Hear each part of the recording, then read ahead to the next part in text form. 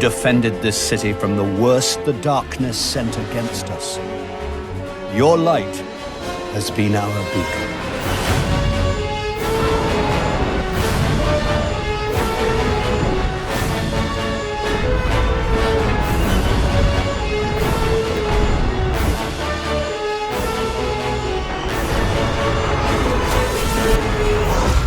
We thank you, Guardian, and we will never forget. Hello, and welcome to the second in a series of 3 live streams about Age of Triumph. This will be the final live event as part of your Destiny 1 adventure. I'm Deej. I will be your host for the next hour, and today we will be talking to 2 of the designers at Bungie that have helped to bring this event to life, to make this celebration happen, and we're going to be talking to them about some of the different weekly rituals that will make a week in the life of your Guardian more rewarding, more action-packed, and maybe even add a little bit more mayhem to that experience, right? Exactly. So today we're going to be talking to Tim Williams. Hi, Twitch. As well as Joe Sifferman. Hello. So gentlemen, before we delve into the details, and we've got a lot to cover today, I want to introduce you to our audience, give them a sense for why we brought you onto the couch and why you're going to be talking to us about the things that you've created for the players of Destiny to enjoy. So Tim.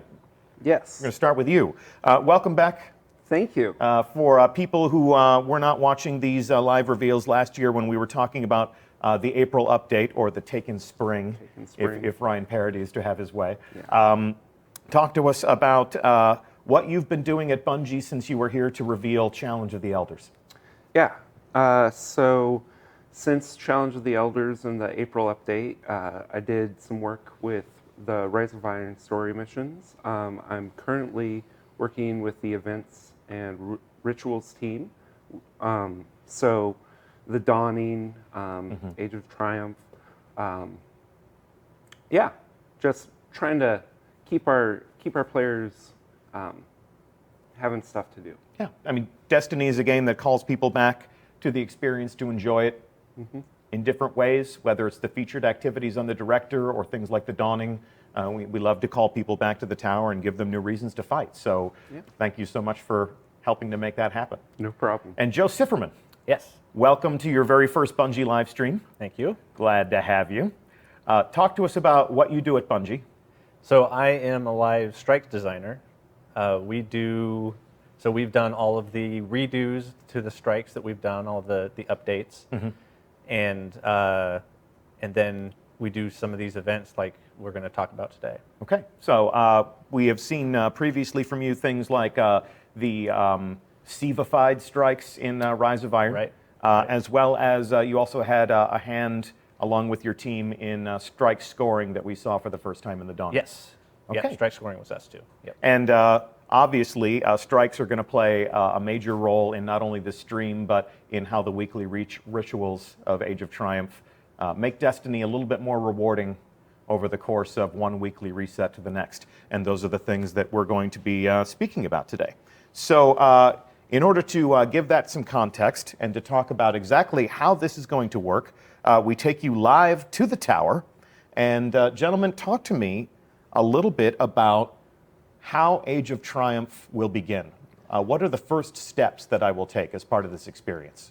Yeah, so when you launch into the Age of Triumph, you're going to want to go talk to the speaker. He's got a quest for you. Okay, so we will fast forward through time, through the miracle of our development environment, and we will pretend that it is March 28th.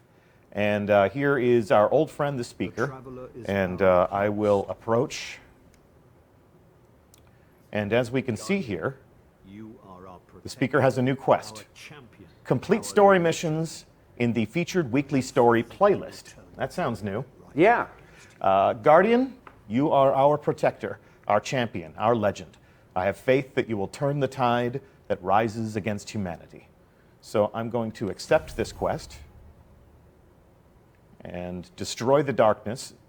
Step 1 of this quest, destroy the darkness.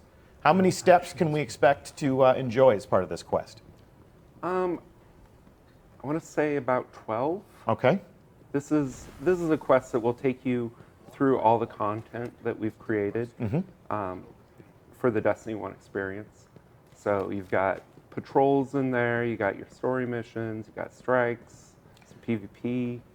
So if you missed our stream last week, let's talk one more time about the basic themes of this event. I mean, this is essentially the culmination of your Destiny 1 adventure. Yeah, so we knew that this was going to be our last live event for Destiny 1, and we wanted to make sure that we took the 3 years of experience that we've helped build and, you know, kind of give it a love letter or put a nice bow on it for our players. Yeah, and we've described it as everything from a curtain call to a victory lap, the grand finale. So we'll talk a little bit more about how that story mission playlist is going to make that happen. Before we do that, since we're talking about rewards, let's check in with Tess Everest of the Eververse Trading Company. And tell me what Tess has now. So for this release, we have the Treasure of Ages. Okay, it's a new box. Yes. And in essence, all up, what do I expect to find in this box?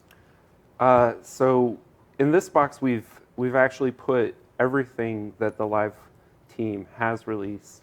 So, you know, if you have collections out there that you haven't filled up, like this is a great way to get those things. Yeah. Titan armor only. No. No, we're borrowing Joe Blackburn's Titan that we imported last week. So essentially, all of the armor and all of the different things that Eververse Trading has had as a component of these previous events, things like the Spectre armor, things like the Desolate Taken armor. So you've created essentially a box that enables me to capture any of the missing items that I might have been coveting over all of these different events. Yes. So that's in all of these different categories: Sparrow Racing emblems, different types of emotes, and the list goes on. If you never got that Ghost, this just could be your opportunity to add that to your collection, to put it in your kiosk. Different masks from Festival of the Lost. I mean, this is just everything all up. Ships, horns, sparrow horns, different sparrows. And then we've also got, what are these? So that's Days of Iron ornament. So you're going to get one item from each of the categories on the left and middle. And then we've also got some of the different consumables that have made these events a little more interactive, a little bit more fun, as well as the chroma that we introduced last April. Yeah. Okay.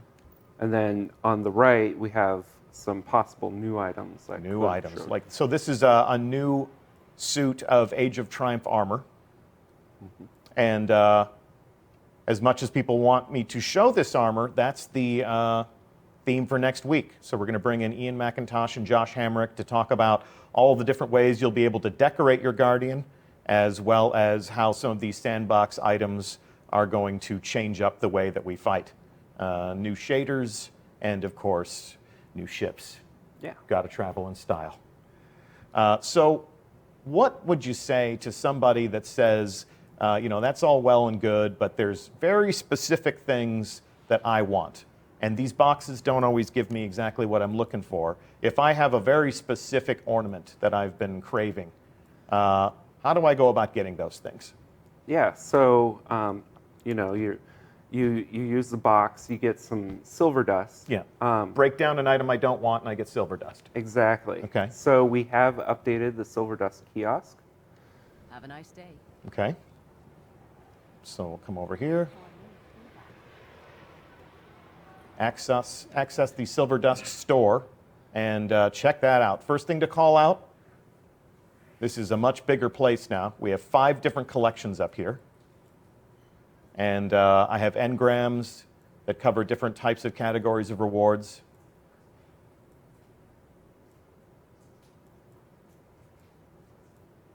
So if I have enough silver dust, I can come in here and I can grab very specific things on a one-off. Absolutely. So we're giving the player a lot of control over exactly how they reward themselves for the time they spend in the game. And as we consume those, what is the name of the box again? Treasure of the Ages. Yes. Okay. One treasure, many ages. This silver dust will help us grab the things that we really want or need. And then as we go through, take a look at these collections, we can see that these are many different ornaments, many different vehicles from different events, shaders, sparrow horns, different masks from Festival of the Lost, more masks from Festival of the Lost, different series of emotes, different lenses to change up the appearance of the game, and of course, some of the different ways in which we communicate with each other non-verbally in the tower. Yep. So it should be said that your Destiny possessions, your Destiny 1 possessions, your Destiny 1 Eververse-related items will stay in Destiny 1. Yes. Destiny 1 will be available to you for the foreseeable future. But if you're maintaining a balance of silver in Destiny, this box, this final Eververse offering in Destiny 1 is going to be the last thing that we'll have for you to buy. So if you're maintaining a balance of silver in Destiny, help yourself to those boxes. It'll be an opportunity to claim something that might have eluded you and put that thing in your kiosk. There is a collections page in the Age of Triumph record book. Yeah. And that could be a great way for somebody to get the final things that they need to be complete. Still walk Absolutely. Okay. So let's come here and check in with Shax now. Talk to me about how the champion of our Crucible is operating differently in Age of Triumph. So the first thing you'll notice is his available bounties. There are now 2 weekly Okay. bounties, and they are for 6v6 mode game types. Gotcha. Okay. And then coming down here, I also see that this new Arena Engram, if I'm holding Silver Dust and I have Crucible rank 3, I'll be able to obtain a Crucible armor piece. Yeah. Okay. And then, of course, he still has all of these badass weapons and swords, some of which made their first appearance in the Dawning. Yeah. All right, cool. So that is all up a summary of the offerings in the tower and some of the things that you'll want to take a look at before you begin your Age of Triumph adventure.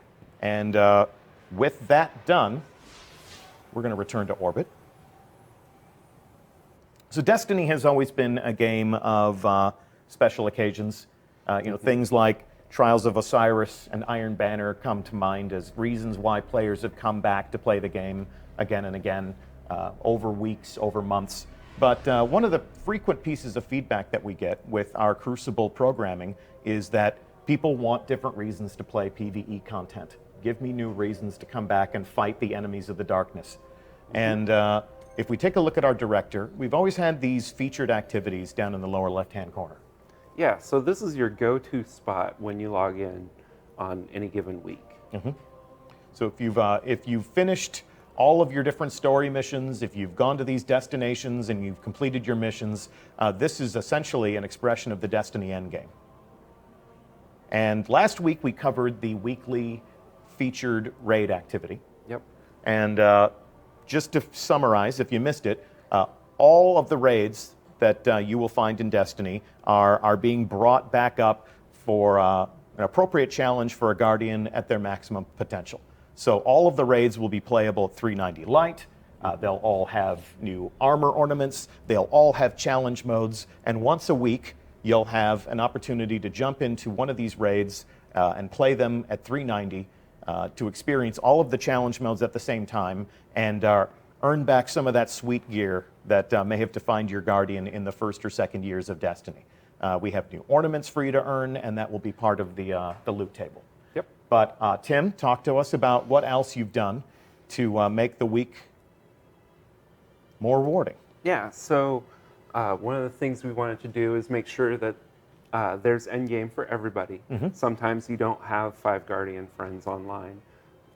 So we did bring up the Challenge of Elders. Okay. It is the one that you're used to at the lower light level, but we've added legendary marks for your first 3 completions. It's still as rewarding as the lower level one, it's actually more rewarding. The investment team has been generous as frickin' heck, I think. Generous as frickin' heck. Yeah, for our So- family-friendly stream. Yes. We won't quote the inside baseball developer terminology verbatim, but yeah, we want to make Age of Triumph more generous, and the fact that we have a challenge of elders that we can play, you can play it all week long. Yep. But 3 times during that week, it's going to give you 10 legendary marks for a grand total of 30 Yep. that you can earn over the course of that week. And then on the weekly reset, on that fateful Tuesday early morning Pacific time, Yeah. everything resets. Yeah, and you're still going to have the ticket from Varix that will Okay. give you the rewards. Yep. And we do still have the older version in the Reef node. So we're not removing anything to get you to this level. Yeah, we're just adding on to your options. And I get 1 legendary engram for doing this every week, or do I get 1 legendary engram every single time I play it? I believe the legendary engram is the first time, but it's still generous every time you complete it. Okay, So but we're guaranteed a legendary engram if we play this once a week. yeah. Okay, very good. And then let's move over here to that old weekly favorite, the weekly Nightfall Strike. This is very hard, but not as hard as a raid, at least not numerically. So, Joe, talk to us about how the Nightfall is about to change. We can call out immediately that it's not a 390 activity, it's a 380 activity. Right. So I think kind of the biggest thing that is different about the Nightfall Strikes is we have a new modifier that we're calling Daybreak. Mm-hmm. The Daybreak modifier takes in all of the epic modifiers, so it increases the difficulty of all the combatants. And it also increases the rate of your recharge for all of your abilities, so your grenades, your melee, and your supers. Yeah, the Guardian's expression of power recharges much more quickly. We're essentially borrowing from the PvP, from the Crucible experience, that mayhem experience. Yes. Yep. Okay. And then we have unknown rewards. Unknown rewards are unknown. But essentially, we should expect to earn from a Nightfall Strike what we have earned from a Nightfall Strike. Yeah, nothing's changing there. And then we have the Skeleton Key. And we're going to play one of these Daybreak Strikes, which will be this new PvE experience, this new Guardians versus their enemies experience in just a moment. But before we do that, let's take a look at some of the other weekly featured activities. We have the Siva Crisis Heroic Strike playlist. Also, not as hard, but certainly a fitting challenge for any modern Guardian. We have this at recommended light 350. So where's the intended audience there, do you think? Yeah, so this is, you've completed the Rise of Iron campaign, you're at 345, 350. This is a great way to get to the Nightfall levels, the Challenge of Elders, getting raid ready. So this is your stepping stone. Yeah, you've got sort of like stair steps up to those 390 raids. So if I played Rise of Iron, I didn't commit myself fully to the Destiny endgame after that, but I really got my sights set on that new, redeployed Vault of Glass. This is a good opportunity to play some of these heroic strikes, then maybe play some Nightfall Strikes, and then I'm ready for Challenge of the Elders and raids. Yeah, and this is one of the places where you get one of those Treasure of Ages for your first completion. Yeah. So once a week, I play a heroic strike playlist, just for showing up and throwing my own personal Guardian into the action, and completing that activity. Yes. I get 1 Treasure of Ages, the new Eververse box with just about everything that we've ever created that's in there. I also get legendary marks. I get 10 legendary marks. Yeah. And I can do that 3 times a week. So I get, if I enjoy this playlist, every week I can expect 1 box and 30 marks. Okay. Anything else about this? I mean, we can see the modifiers in there. We can see the different things that you're doing. Anything about this that you'd like to say that's different? No, generous is frick. Yeah, okay, we get it, Okay, so let's elaborate on the Speaker's Quest, because we're used to seeing 1 daily heroic story mission every day. Yeah. But we have a kind of an elaboration on that old ritual right here with this weekly story playlist. Talk to me about the function of this. Yeah, so we know that sometimes you can't log in every day and you can lose out on legendary marks that way. Yeah.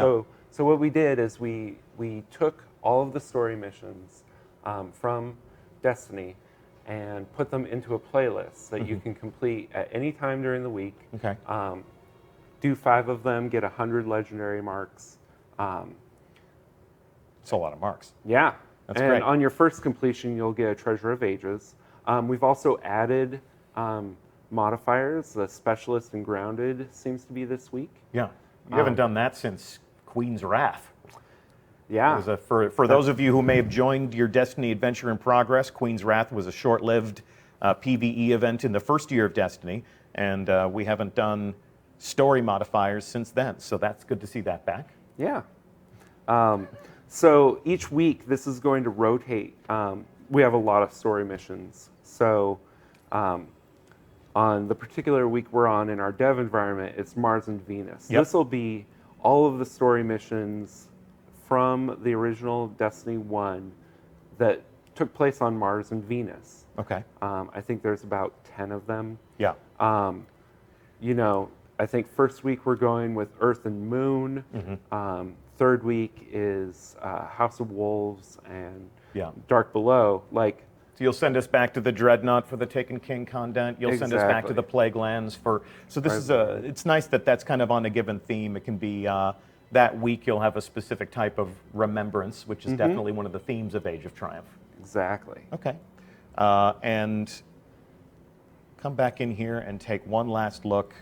That rounds out the essential experience of playing the weekly story playlist. Play one mission and you get one of those Treasure of Ages boxes. Play 5 of those missions, which is the first step in the Speaker's new quest. Exactly. Okay, so the Speaker's quest will send us through experiencing all of these different things in new ways, but we'll begin with reliving some of the moments from the story. Exactly. And then, of course, last, but certainly not least, Yeah, so we have the Crucible. to get everything to fit, we took one of the Crucible nodes and made it the daily story node. So what you're going to see here in this slot is a 6v6 PvP playlist that rotates every week. Okay. The Shaxx quest Yes. will be for this one and Okay. another one on the Crucible node. Yeah, the Shaxx bounties that we saw when we went and inspected him. Okay, so just want to call out one more time. We took a look at the Treasure of Ages box. If people are thinking about this is my chance to get that final ornament or to get that final sparrow horn, you know, whatever motivates you, whatever helps you illustrate the legend of your character, we can get a Treasure of Ages box every week. We can get 3 of them from playing one Crucible match from the featured list, playing one story mission from the featured list, and playing one heroic strike from the featured list. So if that Treasure of Ages box is something you have your sights on, there's 3 chances with 3 activities over the course of a week. And then this you can sort of see in ascending order the things that you can do to jump back into those raids and earn some of the, we'll show you next week, some of the most interesting rewards that I think we've ever created in Destiny. Oh yeah, they're beautiful. The new armor's really pretty cool. So that is essentially, as part of Age of Triumph, a week in the life of your Guardian. Exactly. All right, well, let's jump into one of these activities. That's what we've been talking about.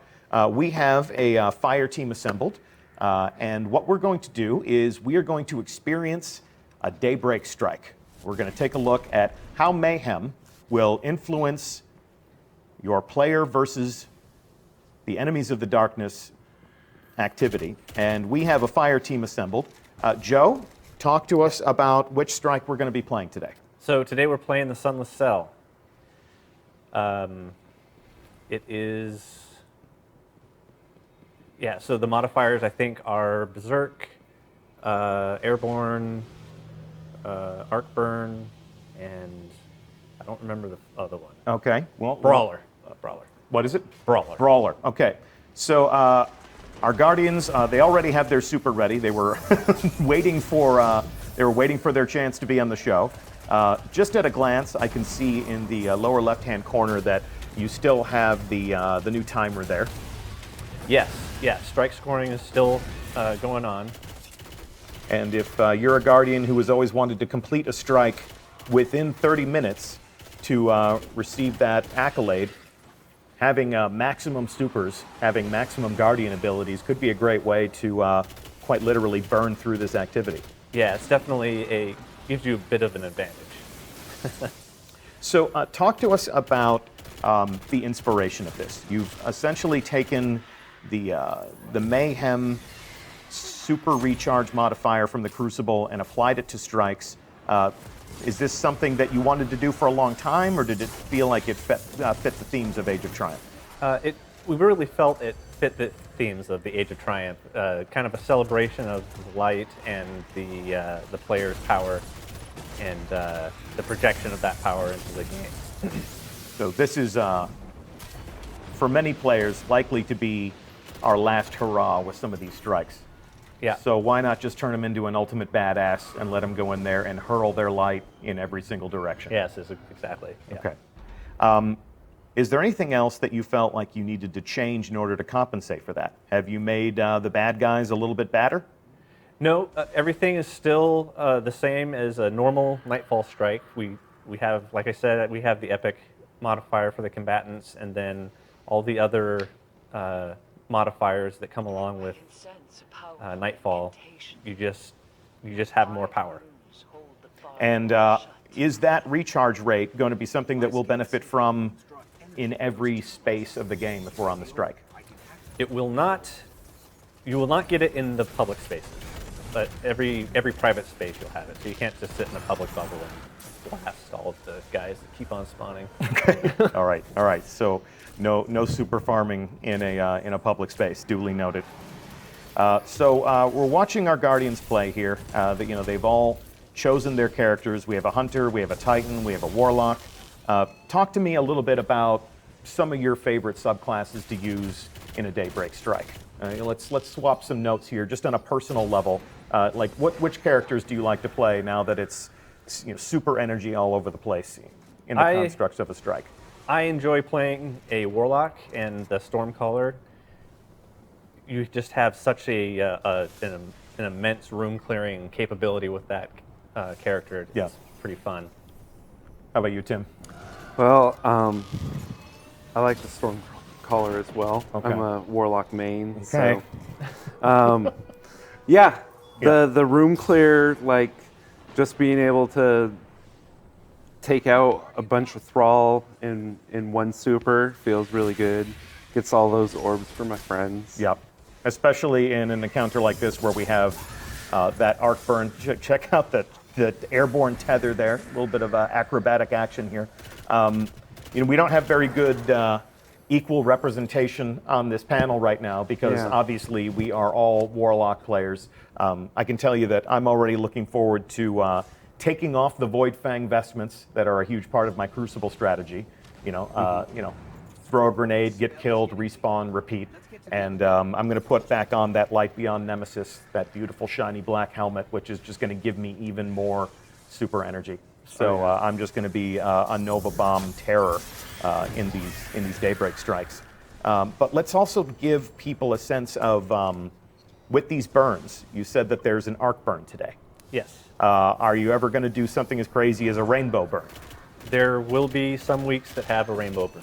Okay, Yes. okay. And what are some of the things that these players have done today just to configure their Guardian builds to maximize their potential with an arc burn in play? So, a lot of times you want to pick a subclass that has an arc subclass, Like the Stormcaller. like the Stormcaller.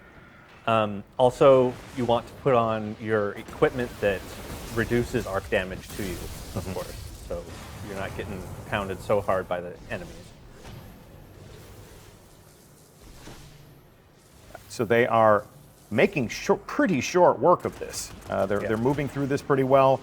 They're fighting close together, which means they can take advantage of the orbs. We're seeing a lot of tethers, and there's going to be a lot of great. What were you saying before? There's going to be a lot of great synergistic action.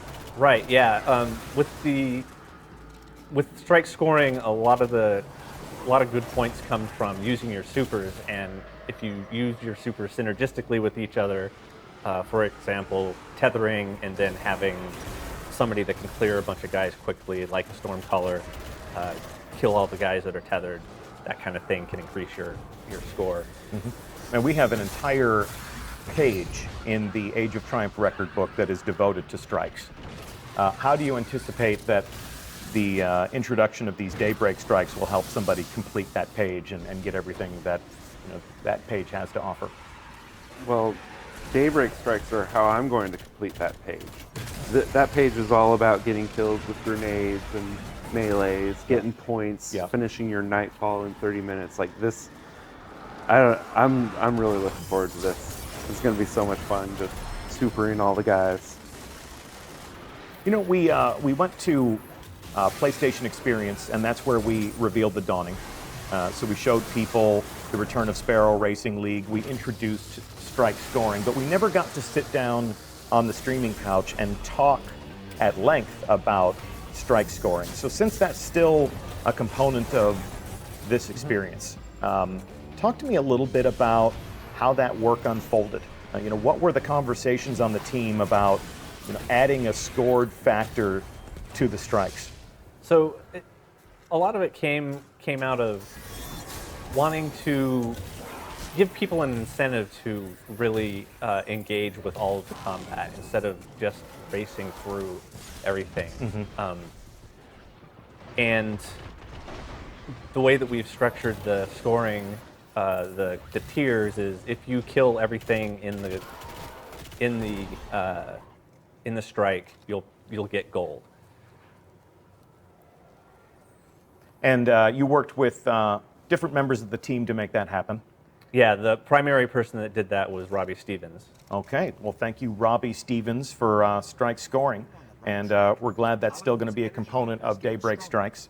So this is going to definitely change the way that people play. I know you were talking before, Tim, about the fact that when you get your super, you would save it for those moments where you really, really needed it.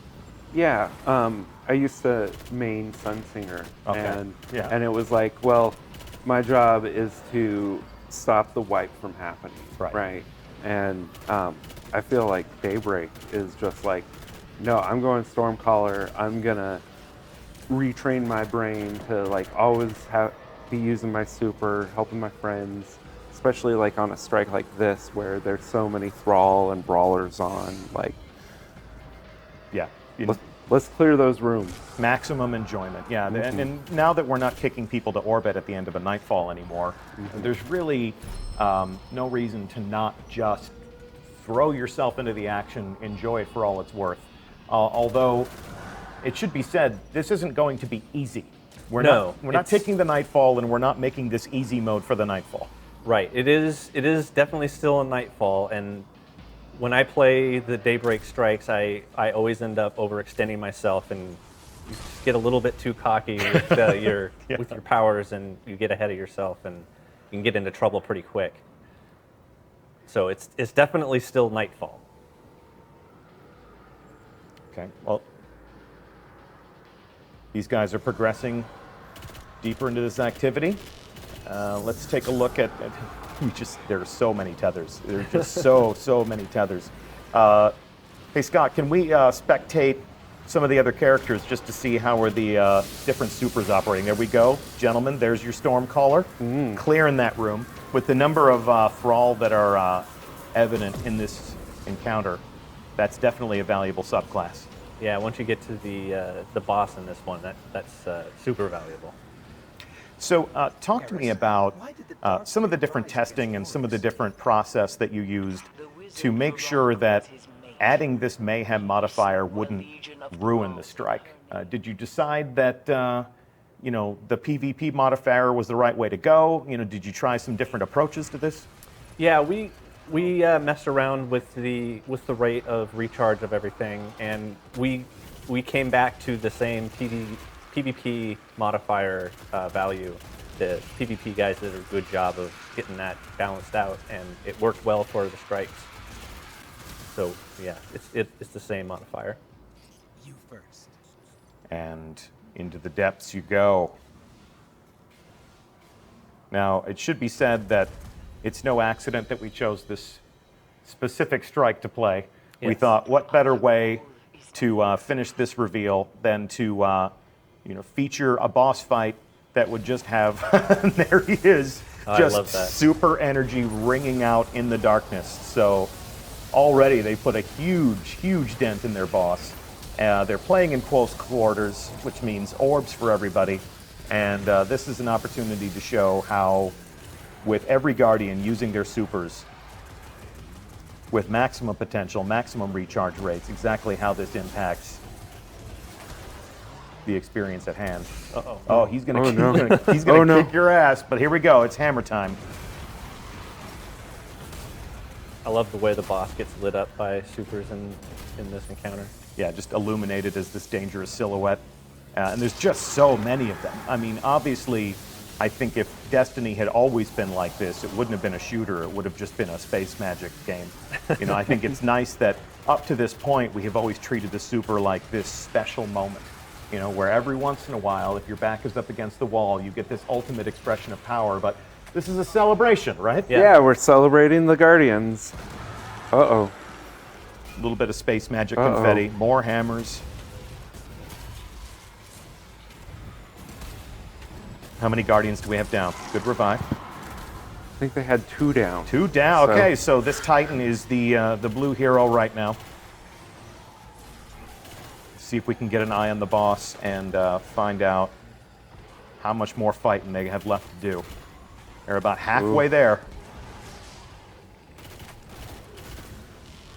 So still a shooter, definitely still a necessary amount of gunplay here. But I think anybody who is familiar with this strike and familiar with this final encounter can agree that the extent to which everyone is supercharged is giving the Guardians a brilliant way to just more hammers, tons of hammers. Yeah, we can hear them on the other side of the room saying, "Oh God!" Here we go. Let's get those revives. Oh. This is no time. This is no time to die. And with arc burn, with all those thrall, it's Yep. They need that Tricky. Stormcaller to do that work. Well, it's More hammers. and it's Brawler this week as well, right? yes, Yeah. Almost there. going toe to toe with arc burn on thrall probably not a great strategy though. No. Let's put this boss to bed. You guys are so close. Can the Stormcaller finish the fight? Nope, it's doing some crowd control.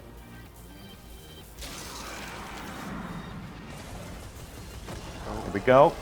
Nice. There we go. Good and job, victory guys. is yours, Guardians. Well done, well done. Good demonstration. Good live fire exercise. Thank you so much. We're going to send that fire team back to the tower for one final piece of business. But before we do that, let's talk one more time about Nightfall rewards. It has been at different times throughout our Destiny adventure a different experience. Sometimes the Nightfall has been the only way you could rank up your character. Sometimes the Nightfall has been more rewarding than other times. Have you made any essential changes to that? No, the Nightfall rewards should remain the same. Okay. Yeah. So the only thing we're changing here is my Guardian. Yeah. With the Daybreak Just a modifier. new modifier. Yeah. When I arrive in a Daybreak strike, my Guardian is the ultimate warrior, the ultimate practitioner of space magic. Yes. All right, and nobody Melt else through has those been guys. able to get a leg up on me, so I am King Kong. Yeah. Okay. Talk to me about scheduling. How often am I going to see a Daybreak modifier enter the Nightfall rotation? So we're going to have the modifier is going to show up once every 4 weeks, so about once a month. Yeah. And yeah, we're going to start off with the Daybreak on March 28th. So March 28th, the first Nightfall strike that we see as part of Age of Triumph will have that Daybreak modifier, and then I get it once a month after that. Now, we both said this is going to be our favorite way to play the Nightfall. What if I want more than that? Well, we're going to have a period starting on the week of July 18th, where we're going to have through the month of August 6 weeks of Daybreak strikes. Okay. So it'll be a nice block of supers. Yeah, absolutely. Thank you. So here we are back in the tower, and what's the first thing that we can observe here, Joe? Blue flames are back. The blue flames are back, and the Nightfall buff has returned. So help yourself to a triumphant slow walk. Let these Titans over here just see how badass you are, Guardians. You've got the blue flames, you've got the weekly buff of XP. You know, we've talked throughout the course of this stream about the fact that what we're trying to do is to make every week a little bit more rewarding. Yeah. And what better way than to bring the Nightfall back? Exactly. It gives you that nice thing on Tuesday night. Hey, let's gather up. Let's get our blue flames so that we get that nice XP boost for the rest of the week. Yeah, okay. And then for the rest of the week, we could be enjoying 390 raids. We could be enjoying 390 Challenge of Elders. We could be enjoying 350 heroic strikes. There's going to be plenty of ways to fill up that Age of Triumph record book, to get those ornaments, to fill up your collection kiosks, and one more time illustrate the legend of your Guardian and decorate yourself as the ultimate warrior. Absolutely. In defense of the city. Yeah. All right. Well, cool. That is, in a nutshell, what we wanted to show you this week. Age of Triumph will make Destiny a more rewarding game from one weekly reset to the next. Next week, what we're going to be talking about is all of the gear that we haven't showed you. We're going to show you some of the new ornaments that are in your Treasure of Ages box. We're going to show you some of the new ornaments that you can earn by being a Master Raider and going in and playing these new raids with the new 390 raids with the new challenge modes. And we're also going to talk about how the reintroduction of some of these legendary items, some of these iconic raid weapons that have defined the player experience throughout different phases of the adventure, are going to impact that sandbox one more time. So we'll show you how your Guardian is going to look different. We're going to show you how your Guardian is going to fight different. It should be an interesting conversation about character customization and combat all up. So on the hot seat next week will be Ian McIntosh and Josh Hamrick to talk about all of those things. But it's been a pleasure to have both of you here with us this week. Were you going in for a handshake? Yeah. Thanks, Steve. Yeah, you want it? Thanks, Twitch. Yeah. So Tim Williams, Joe Sifferman, it's been our pleasure to have you. Thank you so much for making the Nightfall more fun, more rewarding, and giving us new reasons to come back to Destiny perhaps one more time. One more time. This is the celebration of the adventure that has been Destiny 1 up to this point. It begins March 28th. We thank you for joining us on our stream today. There are many of our community leaders and content creators who have been hosting this show as part of the Destiny directory, and odds have it that they're going to be streaming some of their own gameplay starting right about now. So stay here in the Destiny directory. Go check in with some of the different people who are going to be playing the game as it is right now, this pre-Age of Triumph phase of Destiny that we're still enjoying. And that's one of the great things about this platform, is the ability to go in and have some real-time conversation about what you just saw and, hear what they have to think. So we are going to end our show a little bit early, but we have one more stream where we'll be showing you all of the awesome rewards that you'll be able to chase through these activities. Yeah. That's all we have for you today. I'm Deej. It's been my pleasure to host you as always. I hope that you'll join us back here next week for the final reveal stream that we'll have before the launch of Age of Triumph on March 28th. March 28th is the day when this new age of triumph and remembrance begins. Before we leave you today, let's check out this cinematic that we showed last week just one more time. From the day your ghost woke you, your light has been our beacon. You defended this city from the worst the darkness sent against us. Atheon, Crota, Oryx, Axis. When you are called on, you will do it again. The city's children tell your story to each other. Pretending to be guardians, they grow braver and more powerful with each retelling. They are no longer afraid. You have shown them, and you have shown me, what it is to hope. You have led us to a new age, Guardian. An age of triumph and remembrance. Today and tomorrow and every day, you fight for us. You fight for the traveler. You fight for those who fled here from 1,000 nations looking for refuge. We thank you, Guardian, and we will never forget.